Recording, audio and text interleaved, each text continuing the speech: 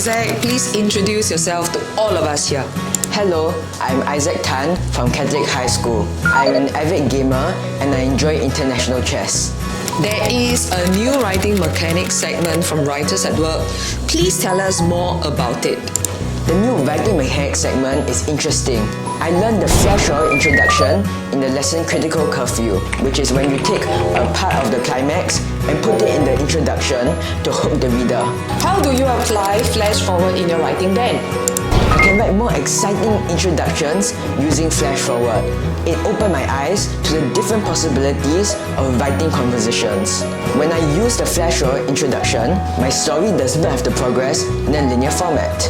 Isaac, please share with us one of your favorite masterpieces. Let me share with you the flash forward introduction in Critical Curfew. Your money or your life? It was nerve-wracking to watch my father trembling in fear, and there was nothing I could do. Nothing at all. My face turned alabaster white and became a colourless mask as the robber sandwiched his sharp knife between the folds of skin on my father's neck.